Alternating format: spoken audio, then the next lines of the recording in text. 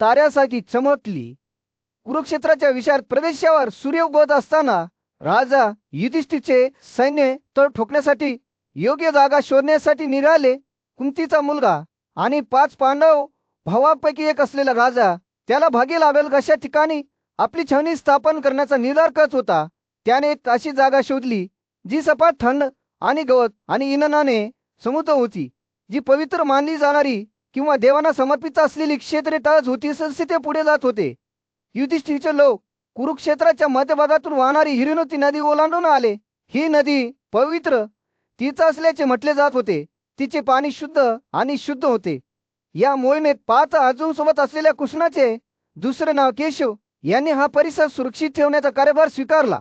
त्यांनी आपल्या सैनिकांना त्यांच्या छावणीभोवती खंदक खोदण्याचे आदेश दिले, जेणेकरून कोणत्याही संभाव्य धोक्यापासून तिचे संरक्षण होईल. दरम्यान कुश योद्धा आणि प्रिसेता कुळातील सदस्य असलेल्या धृष्टद्युम्नने युयुधन, ज्याला सात्यकी असेही म्हणतात, सोबत छावणीसाठी जमीन मोजण्यास सुरुवात केली. तंबू अशा प्रकारे उभारले गेले आहेत की ज्यामुळे जास्तीत जास्त जागा मिळेल आणि त्यांच्या सैनिकांना पुरेसे संरक्षण मिळेल याची खात्री करणे हे त्यांचे काम होते. पांडवांच्या छावणीने आकार घेत असताना कृष्णाने मित्र म्हणून आलेल्या भेट देणाऱ्या राजांसाठी विस्तृत तंबू उभारण्यावर देखरेख ठेवली. या संरचना भव्य निवासस्थानासारख्या होत्या, ज्यात इंधन, खाद्यपदार्थ आणि पेय सुशोभित होती.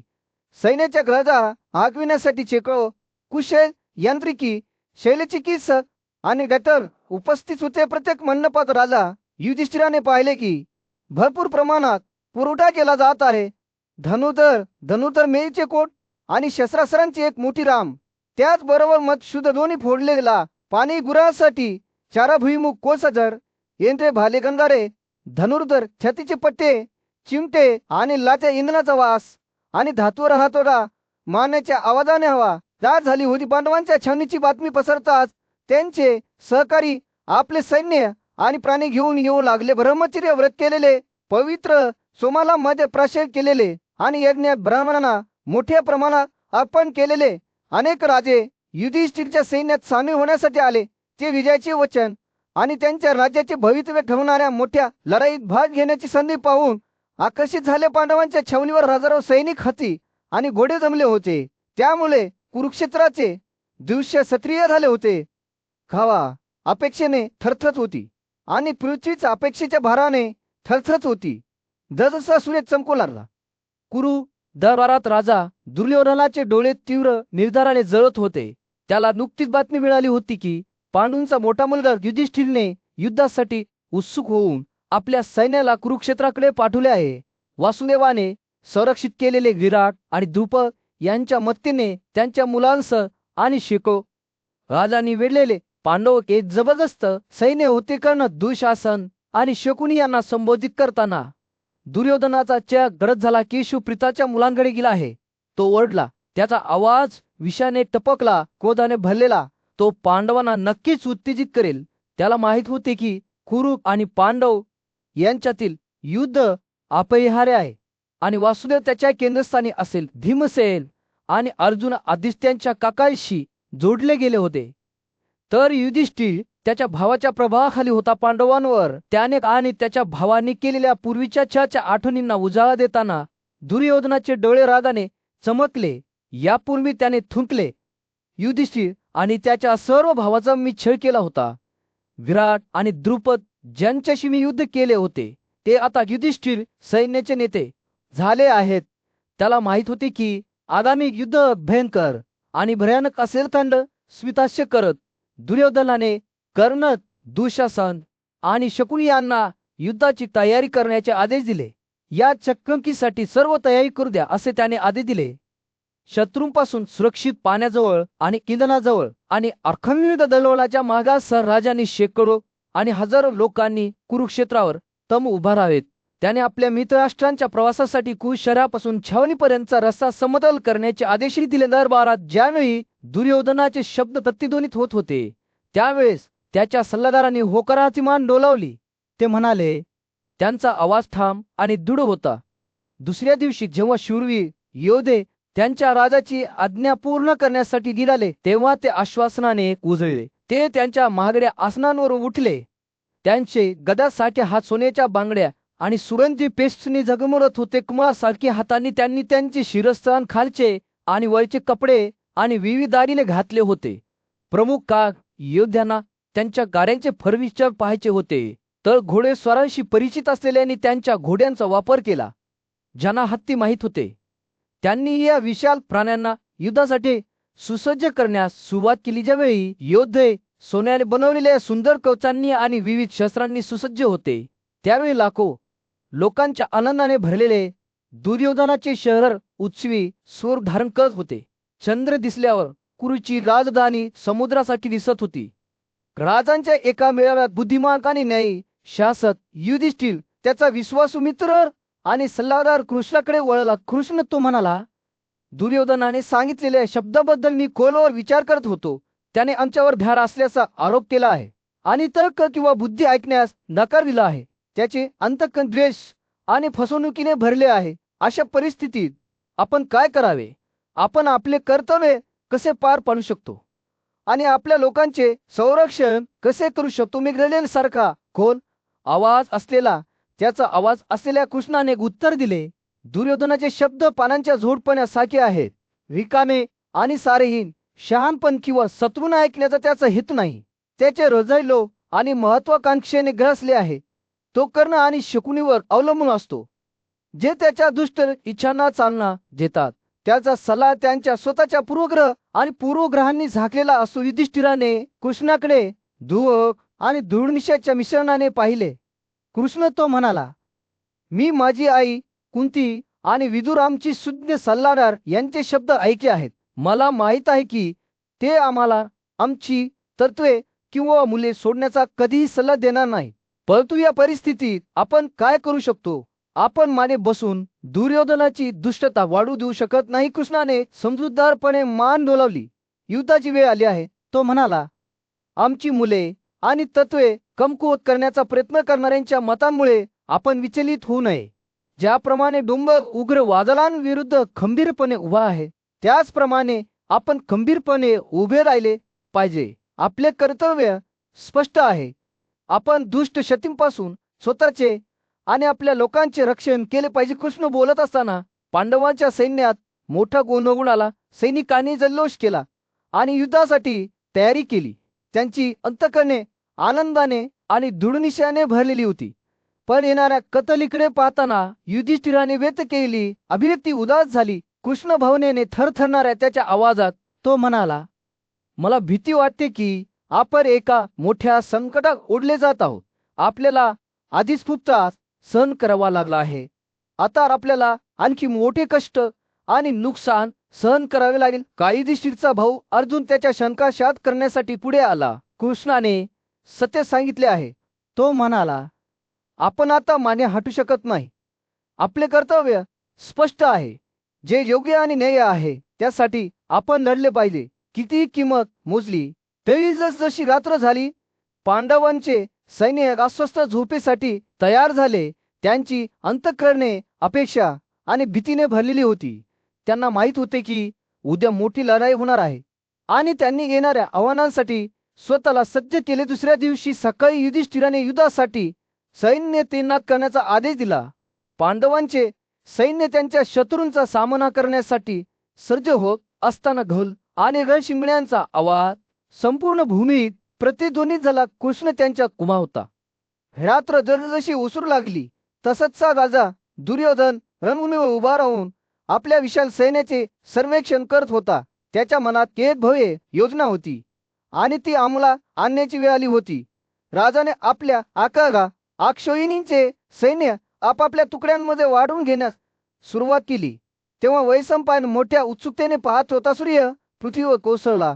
ज्यावेळी दुर्योधनाचे लोक धावून आले, त्यांनी स्वतःला 3 वर्गांमध्ये विभागले. श्रेष्ठ, मध्यम आणि कनिष्ठ राजाची रणनीती स्पष्ट होती. तो त्याच्या सर्वात कुशल योद्ध्यांना वनमध्ये, त्याच्या अनुरूही योद्ध्यांना मध्यभागी आणि त्याच्या कच्च्या भरती केलेल्या सैनिकांना मागे ठेवेल. जसे जसे सैन्य आकार घेत होते तसेच प्रदर्शनात असलेले विविध प्रकारची शस्त्रास्त्रे आणि कवच पाहून वैशंपायन आश्चर्यचकित झाले. प्रत्येक योद्ध्याला युद्धासाठी विशिष्ट साधनांचा संच होता. काहींनी लांब हाताचे भाले धरले होते, तर काहींनी छोट्या तोफांच्या पट्ट्या किंवा काटेरी भाला चालवले होते. स्त्रीच्या टाळ्यात सामानाचे फटके आणि कपड्यांच्या सरपटण्याने हवा भरून गेली होती. जेव्हा सैनिक युद्धासाठी तयार झाले होते, सोन्याच्या दागिन्यांनी सुशोभित आणि कौरवांच्या चिन्हाने सुशोभित केलेल्या राजाच्या गाड्या अभिमानाने सैन्याच्या अग्रभागी उभ्या होत्या. प्रत्येक वाहन अभियांत्रिकीचा एक चमत्कार होता, ज्यात युद्धात झालेल्या कोणत्याही नुकसानीची दुरुस्ती करण्यासाठी लाकूड आणि तथ्य बसवले गेले होते. चालक त्यांच्या स्वतःच्या अधिकारात कुशल योद्धे त्यांच्या शौर्यासाठी आणि कौशल्याबद्दल निवडले गेलेले जसे वैसंपायन पाहत होते. हत्ती पाठीमागून बाहेर आले. त्यांचे विशाल शरीर दव चुंबन घेतलेल्या त्वचेने चमकत होते आणि घनता आणि मोत्यांच्या रानांनी सुशोभित होते. 7 शूर योद्धे प्रत्येक प्राण्यावर स्वार झाले, दातांवर सशस्त्र होते आणि क्षणाच्या सूचनेनुसार युद्धात उतरण्यास तयार होते. घोड्यांचे देखील एक चित्तवेधक दृश्य होते. त्यापैकी शेकडो आणि हजारो मेल परिधान केलेले आणि अलंकारांनी सजलेले कुशल सैनिक चालवत होते. प्रत्येक घोडा सुशिक्षित होता, त्याच्या स्वराला आज्ञाधारक होता आणि त्याच्या पुढच्या खुरांनी जमिनीवर खाजवण्याची सवय मुक्त होती आणि मग तिथे पदातिक होते. प्रत्येकाकडे विशिष्ट शस्त्रे आणि शस्त्रास्त्रे असलेले अगणित हजारो सैनिक ते लक्ष देऊन उभे राहिले. राजाने त्याच्या सैन्याचे सर्वेक्षण केले तेव्हा त्यांची नजर त्याच्यावर ठेवली. हे स्पष्ट होते की दुर्योधनाने आपल्या योद्ध्यांची काळजीपूर्वक निवड केली होती. आपल्या सैन्याचे नेतृत्व करण्यासाठी केवळ सर्वात धाडसी आणि सर्वात कुशल योद्ध्यांचीच निवड केली होती. कौरव राजाची रणनीती केवळ संख्येबद्दल नव्हती, ती संघटना आणि शिस्तबद्धतेबद्दल होती. त्याने आपल्या सैन्याला लहान तुकड्यांमध्ये विभागली. सेन, प्रीतन आणि वाहिनी प्रत्येकाचे स्वतःचे नेते आणि पुढील लढाई विशिष्ट भूमिका होती. आणि या यंत्राच्या केंद्रस्थानी स्वतः दुर्योधन होता, एक पराक्रमी सशस्त्र राजा ज्याने आपली कला परिपूर्ण करण्यासाठी अनेक वर्षे घालवली होती. युद्धाच्या पूर्वसंध्येला जेव्हा सूर्य मावळू लागला तेव्हा दुर्योधन त्याच्या सर्वात विश्वासू सेनापती समोर उभा राहिला. कृपा जरवून की हस्तिनापूरच्या राज्यावर सूर्य मावळत होता. गजबजलेल्या रस्त्यांवर सोनेरी चमक येत होती. या चैतन्यमय दृश्यात धृतराष्ट्राचा मुलगा दुर्योधन त्याचे आजोबा आणि पूज्य नेते भीष्मासमोर उभा होता, हात जोडून, आणि त्याच्या चेहऱ्यावर दृढ नजरेने दुर्योधन भीष्माला अशा शब्दांनी संबोधित करत होता जे युगानुयुगे प्रतिध्वनित होत होते. ते म्हणाले, महासंचालकाशिवाय सर्वात शक्तिशाली सैन्य देखील मुंगीच्या कळसासारखे असते, ज्याचा युद्धात सहज पराभव केला जातो. 2 नेत्यांची बुद्धिमत्ता कधीही मान्य होऊ शकत नाही आणि वेगवेगळ्या सेनापतींना एकमेकांच्या पराक्रमाची ठेवा वाटते. आम्ही प्राचीन कथेबद्दल ऐकले आहे, जिथे ब्राह्मण त्यांच्या ज्ञानी नेत्यांच्या नेतृत्वाखाली ह्या कुळातील पराक्रमी क्षत्रियाविषयी लढले, परंतु संख्या जास्त असूनही क्षत्रिय विजयी झाले, कारण ते एकाच सेनापतीच्या नेतृत्वाखाली एकत्र होते. तर ब्राह्मण विभागले गेले आणि त्यांच्या वैयक्तिक संधानानुसार काम केले. भीष्माने लक्षपूर्वक ऐकले, त्याचे डोळे शहाणपणाने चमकले आणि त्याने सहमतीने मान डोलावली.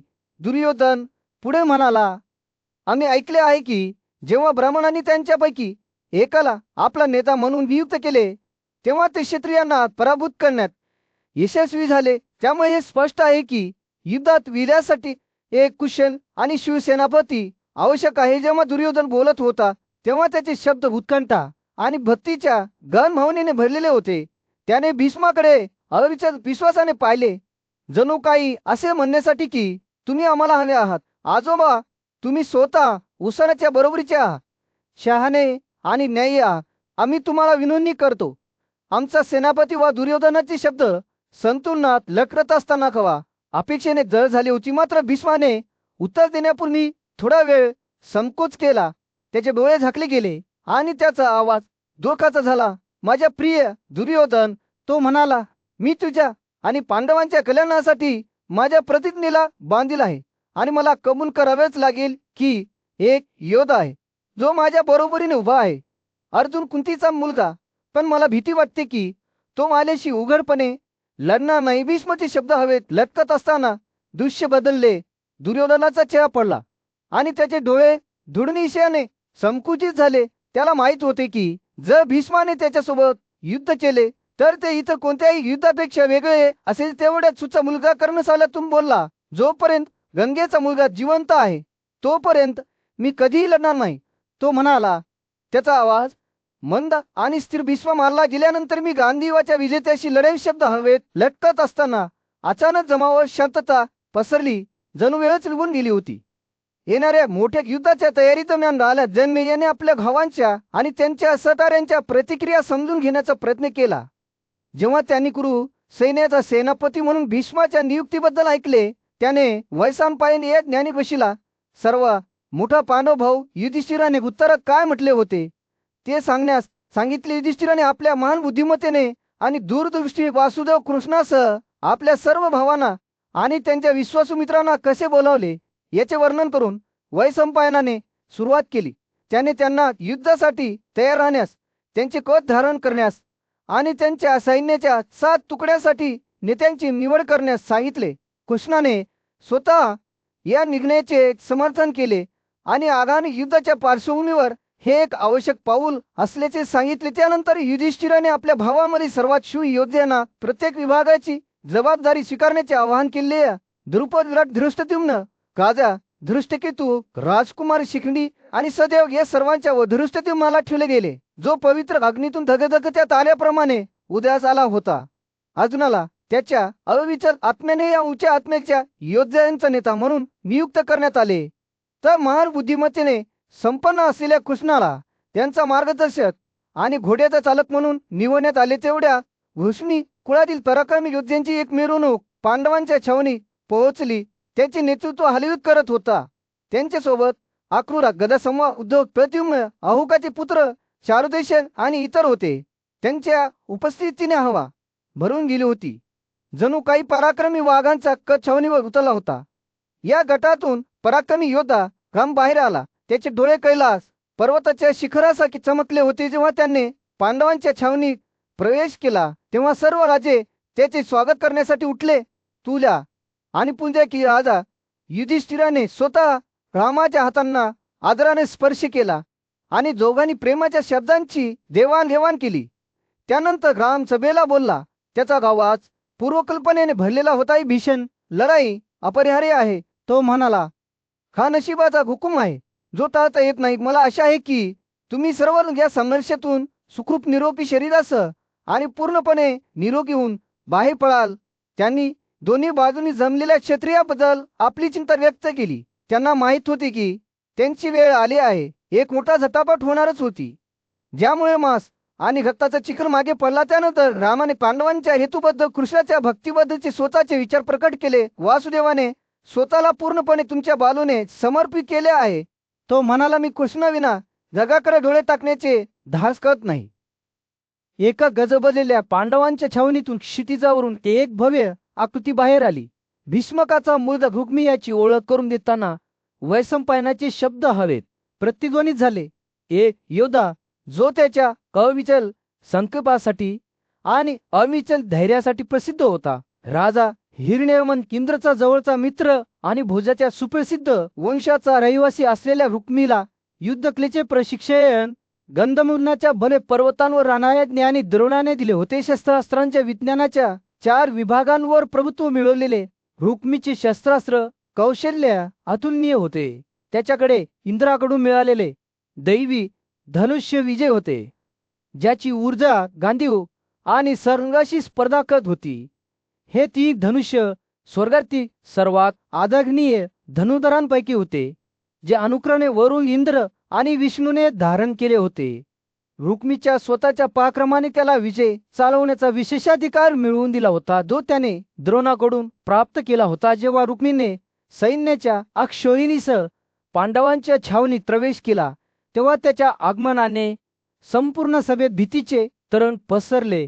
राजा युधिष्ठिराने काही पावले पुढे जाऊन त्याची पूजा आणि योग्य आदर केला. पांडवांनी रुक्मीचे प्रेमाने स्वागत केले आणि त्याने त्यांच्यात काही काळ विश्रांती घेतली. तथापि जेव्हा रुक्मी सभेमध्ये अर्जुनाला संबोधित करत होता तेव्हा त्याचे शब्द आव्हानात्मक वातावरणाने भरलेले होते. पांडवांच्या वतीने द्रोण, कृपा, भीष्म आणि कर्ण यांनाही ठार मारण्याची शपथ घेत त्याने युद्धातील त्याच्या पराक्रमाची बरोबरी कोणीही करू शकत नाही अशी बघाई मारली. त्याच्या प्रस्तावाला अर्जुनाने आश्चर्य आणि करमणुकीचे विश्रांती दिले. ज्याने रुक्मीचा प्रस्ताव नाकारल्यामुळे दयाळू स्मितहास्य केले. तुम्ही कुरुच्या थोर वंशात जन्मलेले द्रोणाला तुमचा गुरु मानणारे, वासुदेवाला तुमचा मित्र मानणारे आणि गांधीवांचा वापर करणारे तुम्हाला भीती वाटते असे तुम्ही कसे म्हणू शकता? अर्जुनाने आनंदाने विचारले, जेव्हा मी पराक्रमी गांधर्वाशी लढलो किंवा खंडव येथे देव आणि दानवाशी लढलो तेव्हा माझा मित्र कोण होता? जेव्हा मी माझ्या पाठीशी उभे असलेल्या निवत्वात आणि कालकियांचा सामना केला, अर्जुनाच्या शब्दांनी रुक्मिला आवाज केले. राजकुमारच्या अविचल आत्मविश्वासाने त्याच्या अभिमानाला तडा गेला. जेव्हा त्याने पांडवांचा निरोप घेतला तेव्हा रुक्मी दुर्योधनाच्या छावणीत परत गेला, जिथे त्याने त्याचा प्रस्ताव व्यर्थपणे पुन्हा मांडला. गर्विष्ठ आणि तिरस्काराच्या भावनेने गजाने अर्जुनाप्रमाणेच रुक्मीला नकारले. अशा प्रकारे दोन पराक्रमी योद्धे वृष्णी वंशाचे गाम आणि राजा रुक्मी पांडवांना पुन्हा एकदा त्यांच्या विचारांवर सोडून युद्धातून माघार घेतली. पांडवांचे पुत्र म्हणून जेव्हा कुरुक्षेत्राच्या विशाल प्रदेशावर सूर्य उगवत होता तेव्हा कौरव आणि पांडवांचे सैन्य लढाईच्या वेचनेत सज्ज झाले होते. दोन्ही बाजूने एकमेकांशी भिडल्याने वातावरण तणावपूर्ण झाले होते. एक शहाणा आणि न्यायी शासक जन्मेजय चिंतेने पाहत होता. त्याचे मन येणाऱ्या संघर्षाबद्दल प्रश्न विचारू लागले होते. संजय त्याने आपल्या विश्वासू सल्लागाराला हाक मारली. त्यांचे सैनिक युद्धात सज्ज झाल्यानंतर कौरवांनी काय केले, त्यांचे भवितव्य काय आहे हे त्यांना माहीत नव्हते का? संजयला भेडसावत असलेल्या प्रश्नांची उत्तरे शोधत असताना जन्मेल्याचे डोळे त्याच्या आत्म्यात बुडलेले दिसत होते. संजय एक ठोशी आणि विद्वान ब्राह्मणाने उत्तर देण्यापूर्वी एक दीर्घ श्वास घेतला. हे राजा, त्याने सुरुवात केली, सैनिक युद्धात सज्ज झाल्यानंतर तुमचे वडील धृतराष्ट्र मालेशी मोठ्या काळजीने बोलले. संजयचा आवाज मंद आणि मंद होता, परंतु त्याने एक तातडीची भावना व्यक्त केली जी स्पष्ट होती. धृतराष्ट्र अंध राजा त्याच्या सिंहासनावर बसला होता. त्याचा चेहरा वेदनेने वळलेला होता. त्याचा आवाज भावनेने थरथरतो. संजय, तो म्हणाला, आमच्या छावणीत जे काही घडले आहे त्याबद्दल मला सर्व काही सांगना. मला माहीत आहे की युद्ध ही एक भयानक गोष्ट आहे आणि ती केवळ नाश आणि विनाश आणेल. पण माझा मुलगा दुर्योधन त्याच्या स्वतःच्या इच्छा आणि महत्वाकांक्षेने ग्रासला आहे. तो फसवणुकीला शहाणपण म्हणून त्याने जुगाराला यशाची गुरुकिल्ली म्हणून पाहतो. मला त्याच्या संजय या आत्म्याची भीती वाटते. संजयने सहानुभूतीने मान डोलावली. त्याचे डोळे करुणेने भरलेले होते. हे राजा, तुझे चिंता मला समजता, तो हळूच म्हणाला. पण कदाचित तू सर्व दोष केवळ दुर्योधनावर टाकू नयेस. असे काही लोक आहेत जे म्हणतील की आपण जे पेटतो ते आपण कापतो आणि आपल्या कृतींचे परिणाम असतात. कदाचित आपल्या स्वतःच्या निवडीबद्दल आणि आपल्या सभोवताच्या जगावरील त्यांच्या प्रभावाबद्दल चिंतन करण्याची ही वेळ आहे. संजयचे शब्द ऐकून धृतराष्ट्राचा चेहरा पडला. त्याला माहित होते की त्याचा मुलगा सदोष आहे, पण त्याला नेहमीच आशा होती की दुर्योधन बदलेल. आता सैन्याने युद्धासाठी तयारी करत असताना धृतराष्ट्राला त्याच्यावर निराशेची भावना आली. संजय बोलत राहिला. त्याचा आवाज शहाणपणाचा आणि अंतर्दृष्टीचा एक स्थिर प्रभाव होता. हे राजा, असे म्हटले जाते की जे वाईट कृत्य करतात त्यांनी कधीही नशीब किंवा देवांना दोष देऊ नये. त्याऐवजी त्यांनी त्यांच्या कृतींची जबाबदारी घेतली पाहिजे. आणि म्हणून मी तुम्हाला सांगेन की तुमच्या मुलाच्या चिथावणीवर तरी पांडूच्या मुलांनी त्यांच्या जखमा धैर्याने आणि सन्मानाने सहन केल्या आहेत. संजय बोलत असताना ढोल आणि झांजारांचा आवाज हवेत प्रतिध्वनित होत होता, जो युद्धाच्या प्रारंभाचा संकेत देत होता. सैन्य स्टील आणि धुळीच्या वेळेपणात भिडले. त्यांचे घडणे आणि ओरडणे खुरांच्या गडगड्या कसं मिसळले. कुरुक्षेत्र युद्धाच्या दरम्यान राजा दुर्योधनाने आपले विश्वासू सल्लागार कर्ण, दुःशासन आणि शकुनी यांना पांडवांविरुद्धच्या त्यांच्या रणनीतीवर चर्चा करण्यासाठी बोलावले. त्याने आधीच कर्णशी सल्लामसलत केली होती आणि आता त्याला त्यांचे सामूहिक विचार ऐकायचे होते. तेव्हा ते विचार करत होते तेव्हा दुर्योधनाचे मन उलूक या कुशल मुत्सद्दीकडे वळले, ज्याने पूर्वी पांडवासाठी त्याचा दूत म्हणून काम केले होते. उलूकाला त्याच्या खाजगी कक्षात बोलावून दुर्योधनाने त्याला युधिष्ठिर आणि वासुदेवासाठी एक गुप्त संदेश सोपवला. उलूक तो म्हणाला, पांडवांकडे जा आणि माझे शब्द त्यांना कळवा. आता वेळ आली आहे की आम्ही आमच्या घरांमधील जीर्णकाळापासूनचे वेळ संपवावे. वासुदेव आणि तुमच्या भावाबरोबर तुम्ही बोललेले ते गर्विष्ठ शब्द लक्षात ठेवा. त्या बडबड्या गोष्टींवर दंड करण्याची वेळ आली आहे. दुर्योधन पुढे बोलत असताना उलुकाने लक्षपूर्वक ऐकले. युधिष्ठिराला सांगा की मला माझ्या मार्गातील त्रुटी कळल्या आहेत. एक क्षत्रिय म्हणून माझ्या लोकांचे रक्षण करणे आणि धर्माचे पालन करणे हे माझे कर्तव्य आहे. परंतु माझ्या अहंकारात मी पांडवांचा नाश करण्याचा आणि शासक म्हणून त्यांचे योग्य स्थान बळकावण्याचा प्रयत्न केला आहे. आता मी तुम्हा सर्वांना तुमच्या वचनावर ठाम राहण्याचे आणि तुमचे आश्वासने पूर्ण करण्याचे आवाहन करतो. त्यानंतर दुर्योधनाने उलुकाला नादा करून ऐकलेले एक दृष्टांत सांगितले, ज्यात त्याने गंगेच्या किनाऱ्यावर पवित्र तपस्या असल्याचे भासवणाऱ्या एका दुष्ट मांजरीबद्दल सांगितले होते. मांजरीचा घुंगीपणा अखेरीस उघड झाला जेव्हा त्याने त्याच्या स्वतःच्या मित्रांना आणि कुटुंबाला गिळायला सुरुवात केली. देव त्याच्या संरक्षणावर अवलंबून होते. उलुकाने कथा ऐकताच दुर्योधनाच्या शब्दांना एक नवीन अर्थ मिळाला. ज्याप्रमाणे त्या मांजरीने स्वतःच्या नातेवाईकांविरुद्ध गुप्तपणे कट रचताना धर्मनिष्ठेचा मुखवटा घातला होता, तो म्हणाला, त्याचप्रमाणे मी देखील माझ्या शत्रूंचा गुप्तपणे नाश करण्याचा प्रयत्न करत एक नीतिमान आला असल्याचे नाटक केले आहे.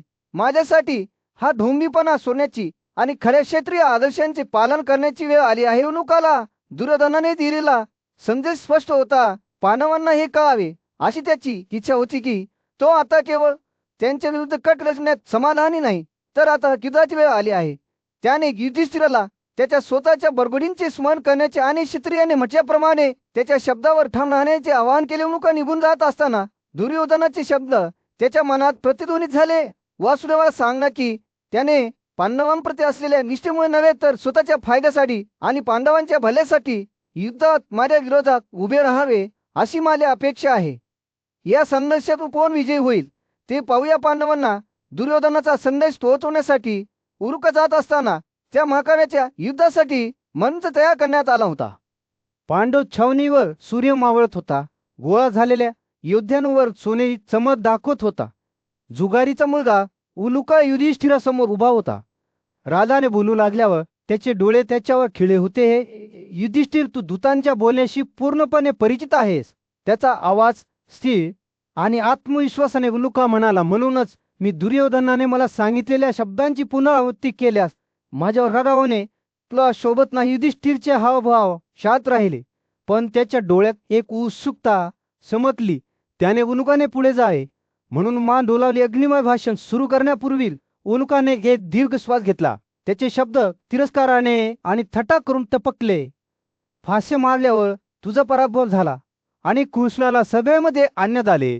अशा वेळी जो माणूस स्वतःला माणूस समजतो तो क्रोधाला बळी पडणे न्याय ठरवतो. बोलत असताना उलुकाचा आवाज उठला जो संपूर्ण छावणी प्रतिध्वनित होत होता.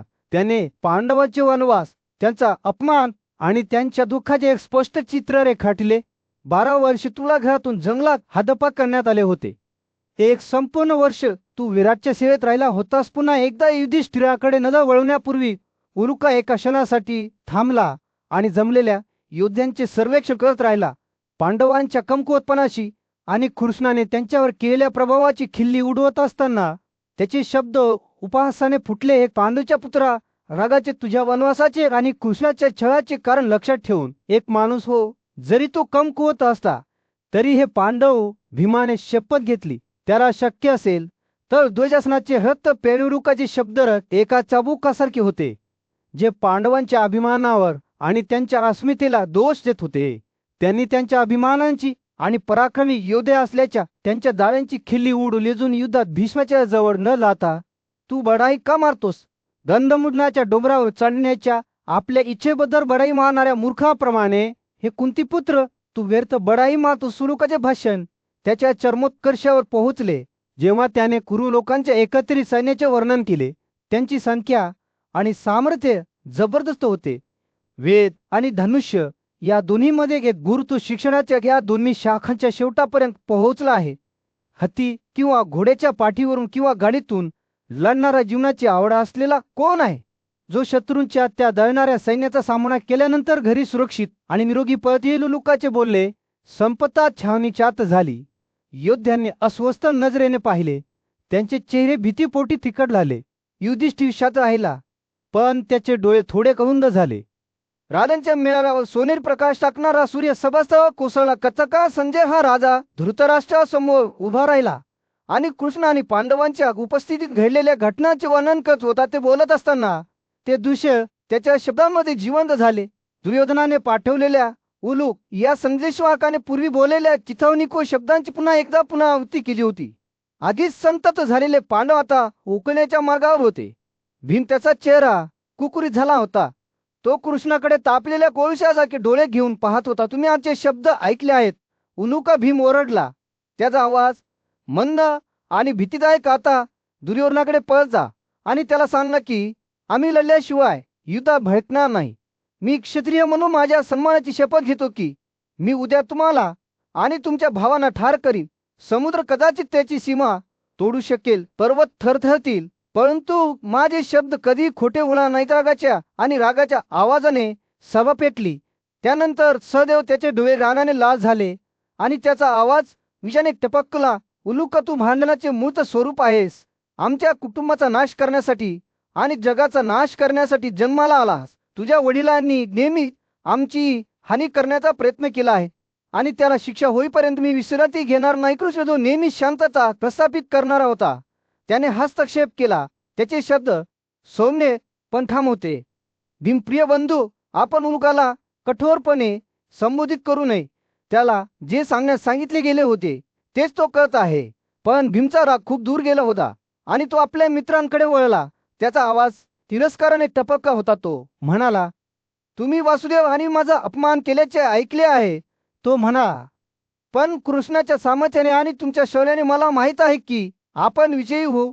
उद्या येईल तेव्हा मी युद्धभूमीवर दुर्योधन आणि त्याच्या भावांचा सामना करेन आणि माझे गांधीव माझ्यासाठी बोलतील. सभादा लोशात आणि टाळ्यांच्या कडकडाटात उसळली गादा. युधिष्ठिर उलुकाला संबोधित करण्यासाठी उठला.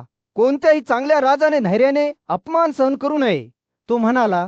त्याचा आवाज शाक पण ठाम होता. उलुका, मी तुझी वचने ऐकली आहेत आणि आता मी तुला माझे उत्तर सांगेन. उलुकाने दुर्योधनाच्या शब्दांची पुनरावृत्ती केली आणि युधिष्ठिरचे डोळे रागाने चमकले. तो बोलत असताना त्याचे मोठे हात वाकले. त्याचा आवाज सौम्य आणि जोमदार अशा दोन्हींनी भरलेला होता. जा हे उलुका, तो दूताला म्हणाला, दुर्योधनाला सांग की मी लढल्याशिवाय युद्धात प्रवृत्त होणार नाही. क्षत्रिय व्हा दुर्योधन आणि धाडस असेल तर तुमच्या शत्रूंना युद्धासाठी बोलवा. पांडवाचे शब्द घेऊन उलुका निघून जात असताना सभा शांत झाली. सूर्य युद्धभूमीवर अस्त झाला होता. त्याने जमलेल्या योद्ध्यांवर सोनेरी चमक दाखवली होती. संदेह एक शहाणा आणि विद्वान घोषी त्यांच्यासमोर उभा होता. त्याचे डोळे धृतराष्ट्राचा मोठा मुलगा दुर्योधनावर केंद्रित होते. दुर्योधनाचे शब्द अजूनही त्यांच्या मनात प्रतिध्वनित होत होते. विजय आणि अजितेच्या अभिमानास्पद दाव्यांचा एक महान योद्धा गुडकेश पुढे आला. त्याचे डोळे तीव्रतेने चमकले. त्याने दुर्योधनाकडे तिरस्काराने पाहिले.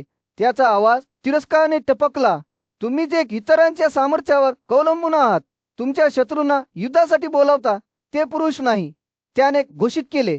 परंतु जो स्वतःच्या धैर्यावर आणि पराक्रमावर अवलंबून एकटा उभा राहतो तो खरोखरच आदरास पात्र आहे. गुडकेशाच्या शब्दांनी दुर्योधनाच्या अभिमानात खोलवर शिरकाव केला, परंतु त्याने माघार घेण्यास नकार दिला. त्याने अभिमानाने असा दावा केला की कुरुचे महान आजोबा भीष्म आपल्या सैन्याला पांडवांवर विजय मिळवून देतील. गुडकेश हसला आणि म्हणाला, मी आधी सर्व धनुर्धरांसमोर भीष्माला ठार मारणार आहे आणि कोणाच्या सामर्थ्यावर तुम्ही आम्हाला जिंकू शकता असे तुम्हाला वाटते. जेव्हा गुडकेश बोलत राहिला तेव्हा जमलेल्या योद्ध्यांनी लक्षपूर्वक ऐकले. त्याचे शब्द दुर्योधनाच्या अहंकाराबद्दल तिरस्काराने ओघळत होते. त्याने त्याला सांगितले की भीष्म आणि द्रोण पराभूत झाल्यानंतर तो अशा किंवा राजाशिवाय एकटाच राहीन. त्यानंतर पांडवापैकी सर्वात बलवान असलेला भीमसेन पुढे आला. त्याने युद्धात दुशासनाला ठार मारण्याची आणि त्याच्या स्वतःच्या मांडी फोडण्याची शपथ घेत असताना त्याचा आवाज हवेत गडगडला. त्याने घोषित केले, मी त्याचे प्राणघात विझीन आणि हे सुयोधन तू आयुष्य गादी आणि मुलांपासून निराश होशील. पुढे वेगवान आणि चपळ योद्धा नकुल बोलला. तो म्हणाला की दुर्योधनाने उच्चारलेले सर्व शब्द ऐकले आणि समजले आहेत. त्याने आज्ञा केल्याप्रमाणे करण्याची शपथ घेतली, परंतु त्याच्या स्वरात दुःखाचे संकेत होते. शहाणा आणि सौम्य सहदेवही बोलला. त्याने दुर्योधनाला इशारा दिला की त्याला त्याच्या मुलासह नातेवाईक आणि सल्लागारांसह त्यांच्या बराई मारणाऱ्या दादासाठी पश्चाताप करावा लागेल. विराट आणि द्रुपद या दोन आदरणीय नेत्यांनी दंत आवाज जोडला आणि म्हटले की सत्वनी व्यक्तीचे गुलाम बनण्याची त्यांची इच्छा आहे. ते मालक होते की गुलाम हे उद्या कळेल, तसेच स्थिती पोहोच कुणाच्या मालकीची आहे हे देखील कळेल. त्यानंतर तरुण योद्धा शिखंडी बोलला. त्याचे शब्द तीव्र निर्धाराने भरलेले होते. त्याने भीष्माला त्याच्या गाडीतून ठार मारण्याची शपथ घेतली, ज्याच्या पराक्रमावर दुर्योधनाला युद्धात यश मिळण्याची खात्री होती. शिव आणि निष्ठावंत योद्धा धृष्टद्युम्नही बोलला आणि म्हणाला की तो आपल्या सर्व शक्तीसह द्रोणाला ठार मारेल. जेव्हा संजय जवळ उभा होता तेव्हा त्याने कुंतीचा मुलगा युधिष्ठिराला उलुकाच्या शब्दांना प्रतिसाद देताना पाहिले. धृष्टद्युम्न आणि इतरांच्या नेतृत्वाखाली आपल्या सैन्याला एकत्र आणताना राजकुमाराचे डोळे दृढ निश्चयाने चमकले. 4 प्रकारचे योद्धे, पायदळ सैनिक, हत्तीरथ आणि घोडदळ यांचा समावेश असलेले विशाल सैन्य पाहण्यास एक आश्चर्य होते. त्याचा आकार आणि सामर्थ्य जवळजवळ अजय दिसत होते. समुद्राच्या शांततेसारखे त्याच्या अग्रभागी पांचालचा राजकुमार धृष्टद्युम्न उभा होता. त्याचा सज्ज धनुष्य त्याने आपल्या सैन्याचे सर्वेक्षण करताना त्याचे डोळे तीव्रतेने चमकले. प्रत्येक योद्ध्यासाठी परिपूर्ण विरोधक शोधत होता. त्याने आपल्या योद्ध्यांना त्यांच्या सामर्थ्यानुसार आणि धैर्यानुसार त्यांची काने सोपून हाक मारली. त्याच्या हाताच्या लाटांद्वारे त्याने अर्जुनाला, सुताचा मुलगा कर्णाविरुद्ध भीमाला, दुर्योधनाविरुद्ध आणि अशा प्रकारे जोडलेलं सुई युद्धभूमीवर कोसळला. तसंच धृष्टद्युम्न रणनीती आखत राहिला आणि प्रत्येक योद्ध्याला त्यांच्या सर्वात दुर्जय शत्रूविरुद्ध उभे करत राहिला. त्याने शिखंडींना आघाडीवर ठेवले आणि त्याला पराक्रमी भीष्माविरुद्ध पाठवले. सहदेवाला शकुनीविरुद्ध पुढे ढकलले गेले, तर चिकितालाने सालाचा सामना केला. द्रौपदीचे 5 पुत्र फिगरतांविरुद्ध सज्ज झाले आणि सुभद्राचा मुलगा अभिमन्यू कर्णपुत्र वैसेनाच्या विरोधात जोडला गेला. धृष्टद्युम्नाने सर्वात कुशल योद्ध्यांना स्वतःसाठी वाचवले. द्रोणाचे पूज्य गुरुचे स्वतःच्या वाट्यासाठी आरक्षण केले. त्याने आपली व्यवस्था पूर्ण करताच एक आशेची भावना हरेक तळमळू लागली. पराक्रमी धनुर्धर, त्याचा चेहरा दृढ निश्चयाने उजळला. तो लढाई सुरू होण्याची वाट पाहत होता. त्याच्या सैन्याने पोलाद आणि शस्त्रास्त्रांच्या विशाल समुद्राप्रमाणे त्याच्या पुढे सज्ज होऊन त्यांच्या मागात उभे असलेल्या सर्वांवर विजय मिळवण्यास तयार असल्याचे दिसल्याने त्याचा नेता धृष्टद्युम्न खंबीरपणे उभा राहिला. त्याचे हृदय स्टीलवरील स्टीलच्या संघर्षाची वाट पाहत होते. एकत्रित मनाने तो युद्धभूमीकडे पाहत होता. त्याचे डोळे पांडूच्या मुलांच्या विजयाच्या बक्षिसावर स्थिर होते. तणावाने भारावून गेली होती, परंतु धृष्टद्युम्नचा आत्मविश्वास अतूट होता. त्याला माहित होते की ही लढाई लक्षात ठेवण्यासारखी असेल. टायटन्सची टक्कर, जी राजे आणि वीरांचे भवितव्य ठरवे, प्रत्यक्षात सुरू होताच दोन्ही बाजूंचे योद्धे अपेक्षा करताना गोठलेले दिसत होते. पांडव विजयी होतील की त्यांचे शत्रू खूप बलवान सिद्ध होतील हे फक्त वेळ सांगेल. परंतु सध्या धृष्टद्युम्न आपल्या सैन्याच्या आघाडीवर उभा होता. पुढे जे काही आहे त्याचा सामना करण्यास तयार असलेला त्याचा भविष्य, तो संकेत सुरू होण्याची वाट पाहत होता. एक क्षण जो इतिहासाचा मार्ग कायमचा बदलून टाकेल. स्टील हस्तिनापूरच्या राजावर सूर्य मावळत होता. जेव्हा धृतराष्ट्र अन्न राजा त्याच्या सिंहासनावर बसून घडलेल्या घटनांवर चिंतन करत होता, त्याचे मन त्या दिवशी मागे वळले जेव्हा पांडव कुळातील तरुण योद्धा फाल्गुनीने युद्धात भीष्माला ठार मारण्याची शपथ घेतली होती. या विचाराने त्याच्या मनक्याला थरथर सोडले. तेवढ्या धृतराष्ट्राच्या मनात त्याचा विश्वासू सल्लागार आणि सारथी संजयच्या आगमनाने व्यत्यय आला. राजा म्हणाला, मला सांग. संजय त्याच्या आवाजात चिंता होती. फाल्गुनीने भीष्माचा वध करण्याची शपथ घेतल्यानंतर माझ्या दुष्ट मुलांनी काय केले? संजयाने कथा सांगण्यास सुरुवात करण्यापूर्वी आदराने मान झुकवली. महाराज, फाल्गुनीची शपथ ऐकल्यानंतर दुर्योधनाच्या नेतृत्वाखालील तुमच्या मुलांना खूप आनंद झाला. त्यांना माहित होते की भीष्म त्यांचा सेनापती असेल तर ते युद्धभूमीवर अजिंक्य होतील. संजयने आपली कथा पुढे सांगतात धृतराष्ट्राचे डोळे आश्चर्याने रुंदावले. शंतनूचा मुलगा भीष्माला सैन्याची कमान सांभाळण्यासाठी बोलावण्यात आले होते. त्याने आव्हान स्वीकारले आणि तरुण राजकुमाराचे मन प्रसन्न करणाऱ्या शब्दांनी दुर्योधनाला संबोधित केले. भीष्म भरभराटीला येऊन बोलू लागला, मी धंदेचा मुलगा आज तुझ्या सैन्याचे नेतृत्व करेल. मला युद्ध आणि लष्करी रणनीतीच्या सर्व बाबींची चांगली जाण आहे. मला आपल्या सैन्याला कसे सज्ज करावे आणि शत्रूचा सामना कसा करावा हे माहीत आहे. माझ्या मार्गदर्शनाखाली आम्ही नक्कीच विजयी होऊ. भीष्माचे शब्द ऐकून दुर्योधनाचे चेहरे उत्साहाने उजळले. देव आणि असुर मिळूनही मला भीती वाटत नाही असे त्याने घोषित केले. तुमचे नेतृत्व आजोबा आणि आमच्या बाजूने द्रोण असल्याने विजय निश्चित आहे. दुर्योधनाच्या आत्मविश्वासाने प्रसन्न झालेला भीष्म हसला. माझ्या राजकुमार, मी तुझ्या सैन्याला विजयाच्या दिशेने घेऊन जाईल आणि रथ आणि अतिरथांमध्ये गणल्या जाणाऱ्या लोकांची आपल्या सैन्यातील सर्वात शूर योद्ध्यांची नावे सांगेल. जेव्हा भीष्माने प्रमुख योद्ध्यांची नावे सांगण्यास सुरुवात केली तेव्हा धृतराष्ट्राने लक्षपूर्वक ऐकले. त्याच्याजवळ असलेल्या कुशल योद्ध्यांची संख्या पाहून तो आश्चर्यचकित झाला. सर्वप्रथम भीष्म म्हणाला, तुम्ही स्वतः रथ आहात. दुर्योधन दुःशासनासह तुमचे भाऊ रथांमध्ये आहे. भीष्माचे शब्द ऐकून धृतराष्ट्राचे डोळे मोठे झाले. त्याला आपल्या मुलांचा आणि त्यांच्या युद्धातील कामगिरीचा अभिमान होता. भीष्म प्रमुख योद्ध्यांची नावे सांगत राहिला. प्रत्येक जण शेवटच्या योद्ध्यापेक्षा अधिक प्रभावी होता. कृतवर्मन घोष प्रमुख एक अतिरथ आहे. तो म्हणाला, तो युद्ध आपला उद्देश साध्य करेल, शत्रूच्या पदांचा नाश करेल. सूर्य विशाल युद्धभूमीवर कोसळला आणि त्याने कौरवांच्या एकत्रित सैन्यावर सोनेरी चमक दाखवली. पूज्य योद्धा आणि रणनीतिकार भीष्म आपल्या रथाच्या वर उभा राहिला आणि विवेकपूर्ण नजरेने भूप्रदेशाचे सर्वेक्षण करत होता. त्याची नजर कामोजांचा शासक सुदक्षिणा याच्याकडे पडली, जो त्याच्या सेनेच्या अग्रभागी स्वार होता. पहा, हे राजा, भीष्माने दुर्योधनाला सांगितले, सुदक्षिण हा एकाच रथाच्या बरोबरीचा योद्धा आहे. तो निसंशय शौर्याने लढेल आणि युद्धातील त्याचे पराक्रम स्वतः इंद्राच्या पराक्रमासारखे असेल. भीष्म बोलत असताना कामोजाचे रथाचे सैन्य स्थितीत जाऊ लागले. त्यांचे कवच सूर्यप्रकाशात टोळधारासारखे चमकू लागले. निलिमेल परिधान करून आणि महिष्मतीपासून स्वतःच्या रथाच्या सैन्याचे नेतृत्व करत दुर्योधनाच्या उजवीकडे नील स्वार झाला.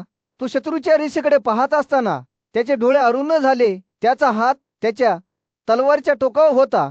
सहदेवाशी त्याचे दीर्घकाळ वैर होते आणि युद्ध करण्याची त्याची इच्छा स्पष्ट होती. दरम्यान अवंतीचे राजपुत्र विन्ना आणि अनुविना युद्धात उतरण्याची तयारी करत होते.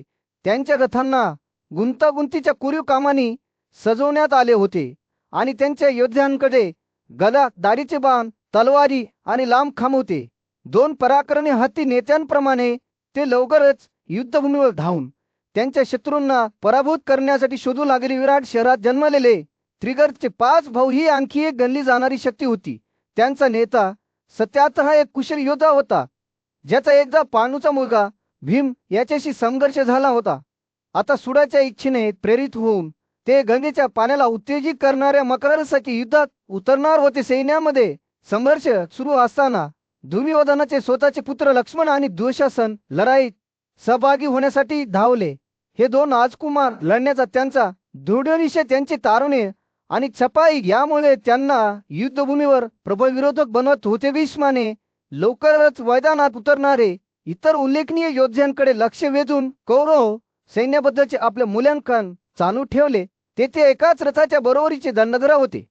कोसलांचा शासक राजा महदवाल, ज्याचे धनुष्यावरील पराक्रम अतुलनीय होते, आणि सावताचा मुलगा कृपा, ज्याचा जन्म हिताच्या गुच्छात झाला होता आणि जो स्वतः कार्तिकेयासारखा अजिंक्य असल्याचे म्हटले जात होते. युद्ध जसजसे तीव्र होत गेले तसंच हे योद्धे लवकर स्वतःला मैदानातील सर्वात कुशल आणि भीतीदायक लोकांपैकी एक असल्याचे सिद्ध करतील. पांडवांच्या सैन्यांविरुद्ध त्यांच्या शौर्याची आणि सामर्थ्याची चाचणी घेतली जाईल आणि या महाकाळाच्या संघर्षात कोण विजयी होईल हे केवळ वेळच सांगेल.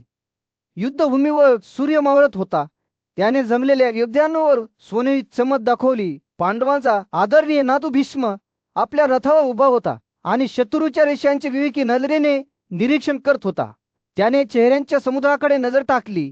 प्रत्येक जण त्यांच्या स्वतःच्या अधिकारात एक जबरदस्त योद्धा होता. तो राजा दुर्योधनाला म्हणाला, तुझा मामा शकुनी ही गणली जाणारी एक शक्ती आहे. एकाच रथाप्रमाणे तो लढाईत नेतृत्व करेल. त्याचे सैन्य पुढे चकत असताना ते अडणार नाहीत.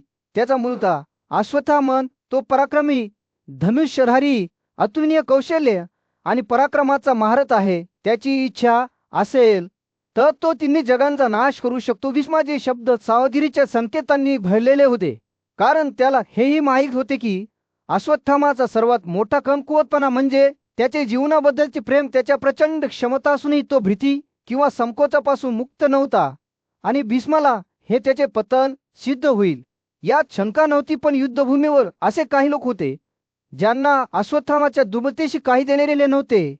पूज्य गुरु द्रोण ही एक गणना करण्यासारखी शक्ती होती. त्याची शक्ती वयाने कमी होत नव्हती. तो अविचल उग्रतेने लढायचा आणि युधिष्ठिरच्या सैन्याला अग्नीमध्ये कोरड्या गवताप्रमाणे भस्म करत असे. आणि मग तिथे इतर मराठा होते. प्रत्येक जण माणसांमध्ये एक राक्षस होता. विशालवाला पांचाचा राजकुमार एकच रथ होता, जो स्वतः मृत्यूप्रमाणे युद्धभूमीवर फिरण्यास सक्षम होता. त्याच्या सैन्याने विविध प्रकारच्या टपाल आणि शस्त्रांनी सज्ज होऊन त्यांना विरोध करणाऱ्यांना ठार मारायचे करण्याचा मुलगा हुसेन हा आणखी एक पराक्रमी योद्धा होता. त्याची ऊर्जा आणि सामर्थ्य मैदानावरील कोणाशी अतुलनीय होते. मधूच्या वंशात जन्मलेला जौसानं हा कठोर कृत्येचा रथ होता, जो युद्धासाठी आपला जीव देण्यास तयार होता. भीष्म बोलत असताना त्याच्या शब्दांनी प्रत्येक योद्ध्याची स्पष्ट चित्रे रंगवली. त्यांची ताकद आणि कमकुवता प्रदर्शनातील चित्रासारखी उघड झाली. आणि तरीही त्यांच्या विरुद्ध अनेक प्रबळ शत्रू उभे राहूनही त्यांच्यापैकी एकाबद्दल त्याला कौतुकाची झुळूक जाणवली. पांडूचा मुलगा धनंजय, ज्याने त्याच्या गुरुचा आदर घाणे आपुलकी मिळवली होती. कारण या महान लढाई हे स्पष्ट होते की विजयी होण्यासाठी केवळ शारीरिक पराक्रमापेक्षा अधिक आवश्यक आहे. दोन्ही बाजूच्या योद्ध्यांची अंतःकरणे आणि मन महत्वाची भूमिका गजावतील. आणि भीष्माला माहित होते की शेवटी कोणती बाजू जिंकेल हे केवळ वेळच सांगेल. कौरवांच्या गजबजलेल्या छावणीवर सूर्य मावत होता, ज्याने योद्ध्यांच्या मेळाव्यावर एक उबदार नारिंगी चमक दाखवली. भीष्म आदरणीय नातू सभेला संबोधित करताना उंच आणि भव्य उभा होता. त्याचे डोळे शहाणपणाने चमकत होते. चल आणि वृष हे दोघेही रथ आहेत, त्याने घोषित केले. युद्धात अजिंक्य त्यांच्या सामर्थ्याची बरोबरी केवळ त्यांच्या धैर्याने होते. पण तुमच्यातील एक असा आहे जो आपल्या पराक्रमाची बढाई मारतो, तरीही तो खऱ्या महानतेपासून दूर राहतो. भीष्माची नजर सूर्याचा मुलगा कर्णावर पडली. कारण तू रथही नाहीस किंवा अतिरथही नाहीस. भीष्म म्हणाला. त्याचा आवाज ठाम पण दुःखाने कंगलेला. तुझा नैसर्गिक झोत तुझ्यापासून हिरावून घेण्यात आला आहे आणि तुझ्या आकाशीय कानातले हरवले आहेत. जंदाग्नीचा मुलगा राम आणि ज्या ब्राह्मणाला तुझ्या युद्ध गुन्ह्यांपासून वंचित ठेवणे योग्य वाटले, त्याने तुला शाप दिला आहे. भीष्मचे शब्द ऐकून कर्वीचे डोळे संतापाने चमकले. हे आजोबा, तू असे कसे बोलू शकतोस? तो गडगडला. त्याचा आवाज वादळी वादळासारखा. मी निर्दोष आहे, तरी तू मला प्रत्येक वळणावर बदनाम करतोस. तू मला निरुपयोगी समजतोस. जणू मी ढाळ आहे. कर्णाच्या रागासमोर भीष्म शांत आणि खंबीरपणे उभा राहिला. तो म्हणाला, मी द्वेषाने बोलत नाही, तर दुःखाने बोलतो. कर्ण, तू अर्धारथ आहेस, कारण तू तुझ्या खऱ्या सामर्थ्यापासून वंचित राहिला आहेस. पेट्यात गुरुद्रोण भीष्माशी सहमत होऊन बोलला. हे आजोबा, तुम्ही म्हटल्याप्रमाणे आधी तसेच आहे. त्याने घोषित केले. कर्ण खूप बढाई मारतो, तरीही तो लढाईत अपयशी ठरतो. कर्णचा राग आटोक्यात आला आणि त्याने भीष्मावर जोरदार हल्ला चढवला. त्याचे शब्द चाकूसारखे तीक्ष्ण होते. तू फक्त एक म्हातारा माणूस आहेस, त्याने ठुमकले. तुझी दृष्टी वर्ष आणि अनुभवाने झाकलेली आहे. तू जग करुंद डोळ्यांनी पाहतोस आणि मला निरुपयोगी समजतोस. पण भीष्म खंबीरपणे उभा राहिला. कर्णाने केलेल्या अपमानामुळे त्याचे मन विचलित झाले नाही. तो पुन्हा म्हणाला, मी द्वेषाने बोलत नाही, तर कर्णा तुझ्याबद्दलच्या दुःखामुळे बोलतो. तू फक्त अगारत आहेस आणि तुझी बडबड केवळ पोकळ शब्द आहेत. कौरवांचा नेता राजा दुर्योधनाने युक्तिवादाने हस्तक्षेप केला. हे गंगेच्या पुत्रा, माझ्याकडे नजर टाका. तो भीष्माला म्हणाला. त्याचा आवाज तातडीने भरलेला होता. युद्धाची वेळ जवळ येत आहे आणि मला माझ्या शत्रूंची ताकद आणि कमकुवतपणा माहीत असायला हवा. भीष्माची नजर दुर्योधनाकडे वळली आणि त्या दोघांनी एका क्षणासाठी समजूतदारपणाने डोळे मिटले. युद्धग्रस्त भूप्रदेशाच्या मध्ये भीष्म उंच उभा होता. त्याचे शब्द मैदानभर मेघगर्जनेसारखे वाहून जात होते.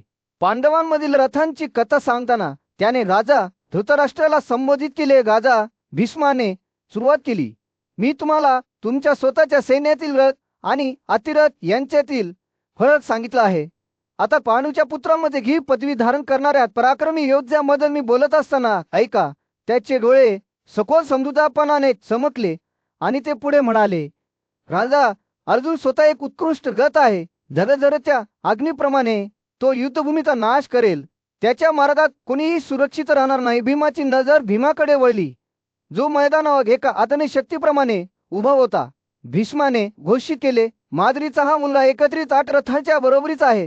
त्याची ताकद 10,000 हत्ती इतकी आहे आणि त्याच्या शक्तीला मर्यादा नाही. इतर पांडव नकुल आणि सदैव देखील रथ योद्धा होते. युद्धातील त्यांचे पराक्रम त्यांच्या अतूट धैर्याचा पुरावा होता. भीष्म बोलत असताना वातावरण बदलताना दिसत होते.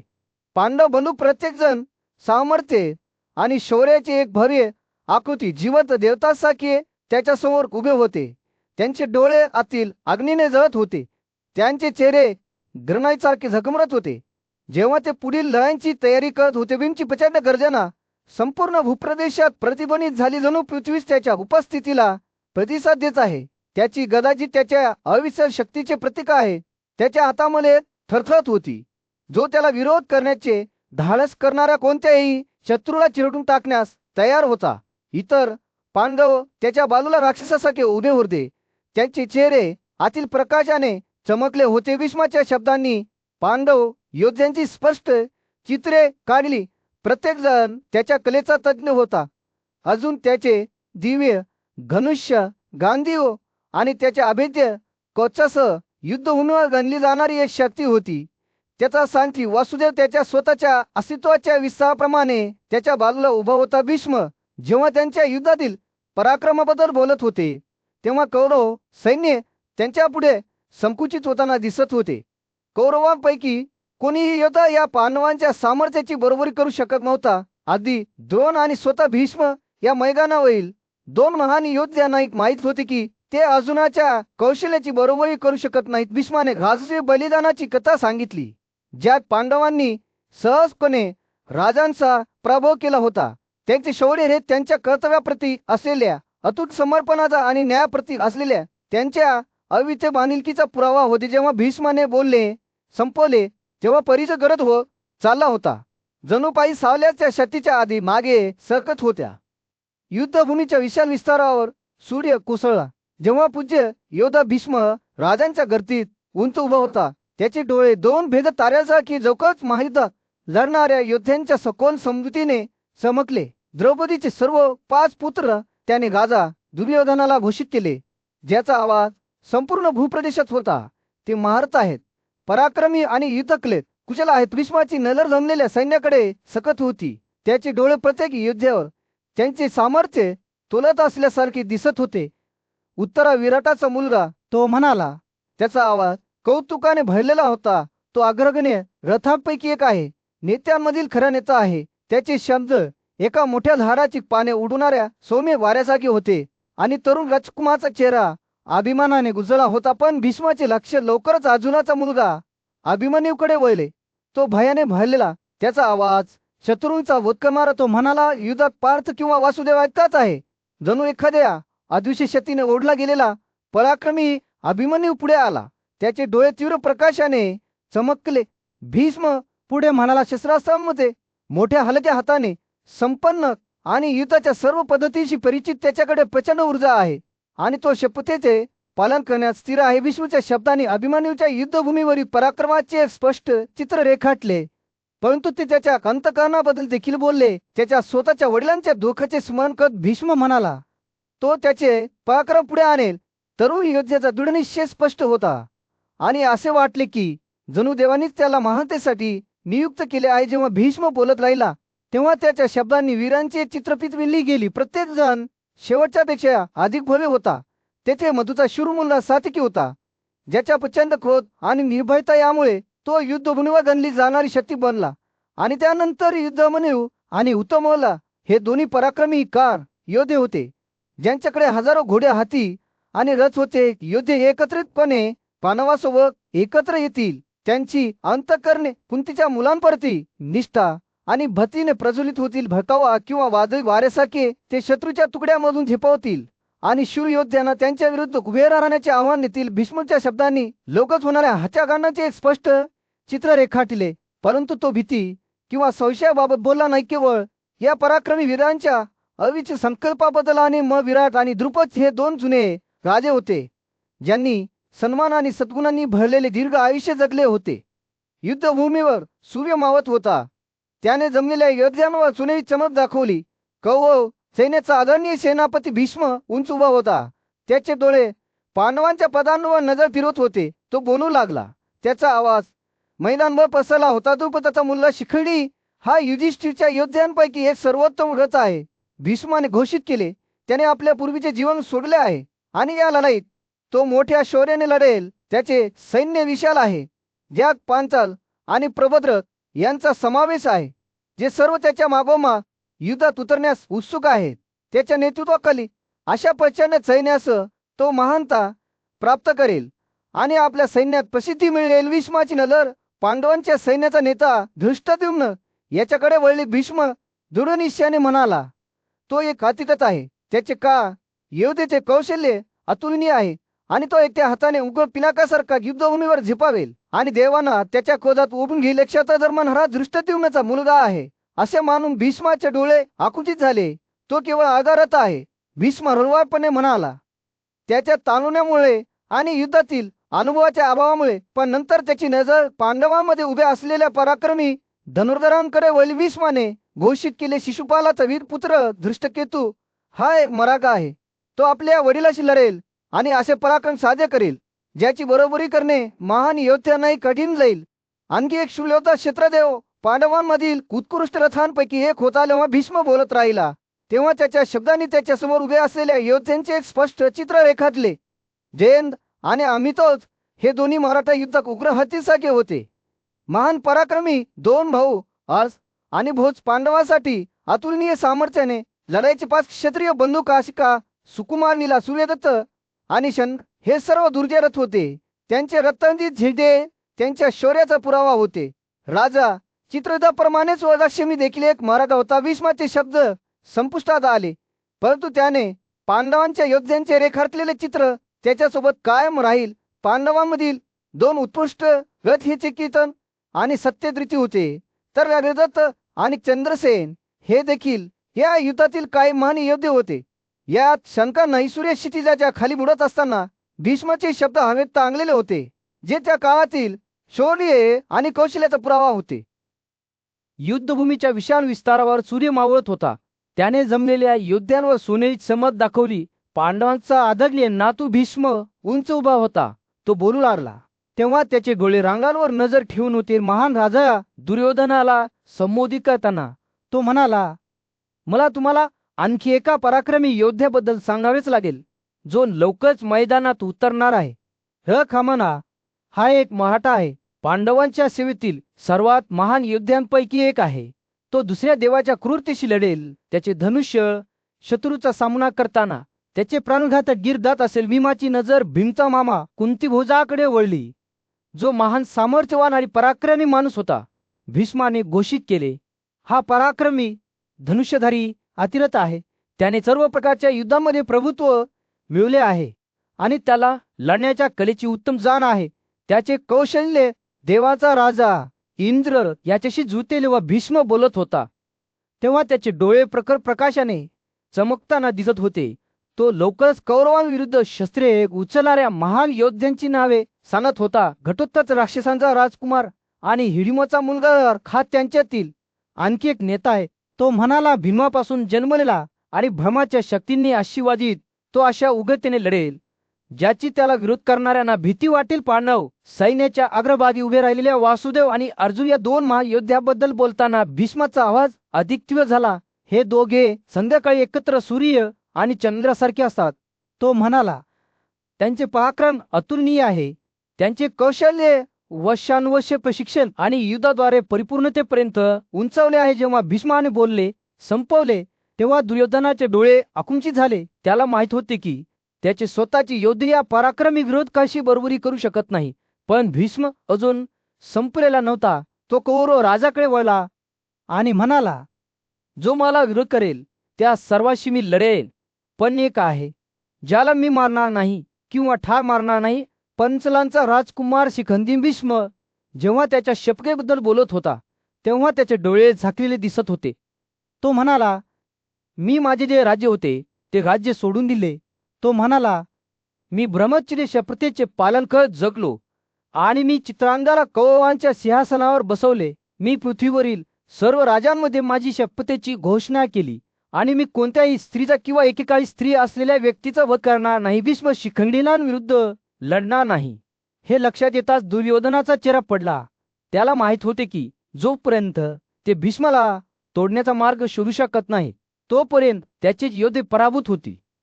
दुर्योधन त्याचे आजोबा भीष्म यांच्याकडे जात असताना सूर्य जमिनीवर मावळत होता